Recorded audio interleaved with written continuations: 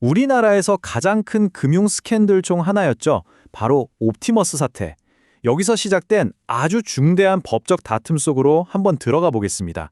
금융당국과 거대 은행이 맞붙었는데 그 중심에는 과연 무엇이 있었을까요? 네, 바로 이 숫자 5,600억 원. 이게 바로 옵티머스 펀드 사기 사건으로 인한 추정 피해액입니다. 정말 천문학적인 액수죠?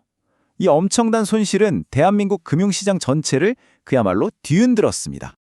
말 그대로 금융 대참사였죠. 당연히 비난 여론이 들끓었고 금융당국은 어떻게든 답을 내놔야 하는 엄청난 압박을 받고 있었습니다. 그래서 신속하게 한 곳을 지목하는데요. 바로 하나은행이었습니다. 자, 그럼 도대체 왜 하나은행이었을까요?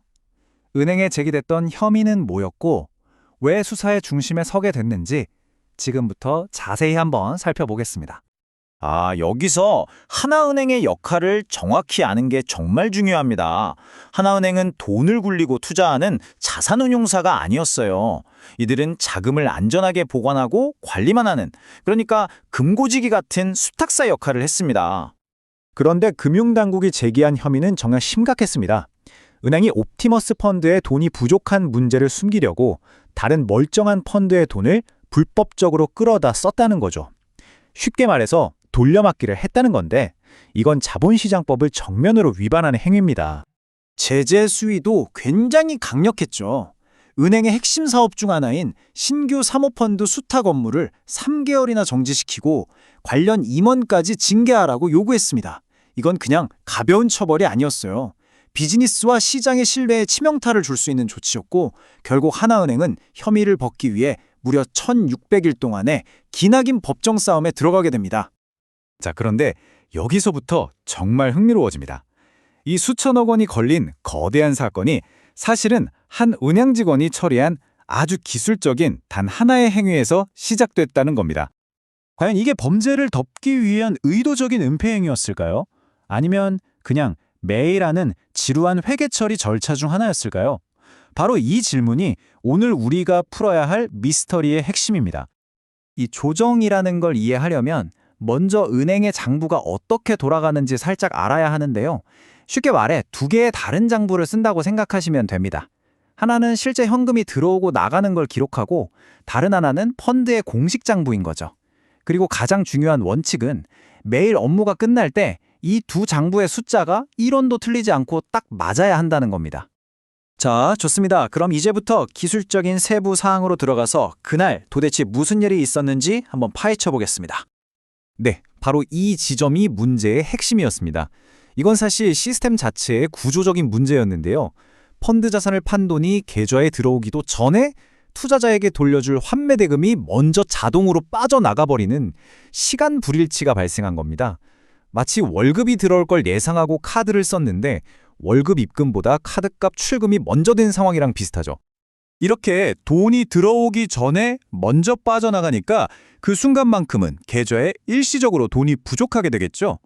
그런데 이 부족분을 시스템이 자동으로 메꿨는데 다른 펀드 돈이 아니라 은행의 고유자금, 즉 은행 돈으로 먼저 메워버린 겁니다. 의도한 건 아니었지만 결국 하루 업무를 마감할 때 장부상 숫자가 안 맞게 되는 결과가 나온 거죠. 자, 그럼 그 직원 입장이 한번 되어보죠. 환매 대금은 자동으로 나갔고 들어와야 할 돈은 아직이에요. 두 장부의 숫자는 안 맞죠? 이걸 그대로 두면 은행 전체의 그날 회계 마감이 불가능해집니다. 그럼 어떻게 해야 할까요? 그래서 이 직원은 장부상으로만 일시적으로 숫자를 맞춰주는 내부 조정을 수기로 한 겁니다. 그리고 다음 날 아침 원래 들어왔어야 할 돈이 입금되자마자 이 조정 내역은 바로 원상 복구됐습니다.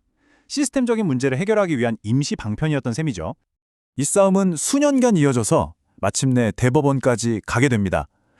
과연 최고법원은 어떤 판결을 내렸을지 최종 결론을 한번 보시죠. 대법원의 판단은 아주 명확하고 결정적이었습니다. 이 행위는 불법적인 거래가 아니다. 이 한마디로 사건의 성격이 완전히 뒤바뀌게 됩니다. 사실 이 부분이 법적으로 굉장히 흥미로운 지점인데요. 하급심이었던 고등법원은 어쨌든 계좌 간의 숫자를 바꾼 건 권리와 의무에 영향을 주는 거래 행위다라고 봤습니다. 하지만 대법원의 생각은 달랐어요. 잠깐만, 이건 실질적으로 누구의 돈이 오간 게 아니라 그냥 장부상으로 잠깐 숫자를 맞춘 내부 회계 처리에 불과하다. 따라서 법에서 말하는 거래가 아니다라고 본 거죠. 대법원은 몇 가지 핵심 증거를 근거로 들었습니다. 첫째, 이건 실제 현금 흐름과는 아무 상관없는 그냥 손으로 쓴 장부상 기록일 뿐이라는 점. 둘째, 펀드 자산을 불법적으로 바꾸려는 의도가 전혀 없었다는 점.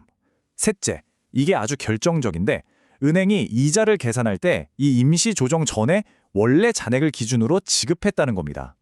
마지막으로 이 모든 건 그냥 그날 하루의 회계 마감을 무사히 끝내기 위한 내부적인 조치에 불과했다고 판단했습니다. 그리고 이 판결과 함께 1600일에 걸친 기나긴 법정 다툼 끝에 하나은행은 마침내 혐의를 벗게 됩니다. 은행과 관련 직원에 대한 사건은 공식적으로 종결됐죠. 하지만 이야기가 여기서 끝나는 게 아닙니다. 이 판결은 우리에게 훨씬 더 크고 어쩌면 좀 불편한 질문을 던지고 있거든요. 이번 사건이 우리에게 확실하게 보여준 건 이거예요. 실제 자산이 오고 가는 금융거래와 몇 시간 동안 장부상 숫자만 맞추는 내부 회계 처리 사이에는 법적으로 엄청난 차이가 있다는 것. 이 사건은 복잡한 금융세계에서 무엇을 거래로 볼 것인지에 대한 아주 중요한 선례를 남겼습니다. 자, 오늘 분석을 마치면서 여러분께 이 질문을 남기고 싶습니다. 네, 하나은행은 무죄 판결을 받았습니다. 하지만 이들을 조사하는 과정에서 우리는 어쩌면 우리도 모르는 사이에 금융 시스템의 아주 근본적인 구조에 숨어 있던 어떤 균열, 어떤 결함을 발견하게 된 건 아닐까요? 그리고 그 결함은 어쩌면 오늘 이 순간까지도 그대로 남아 있는 건 아닐까요?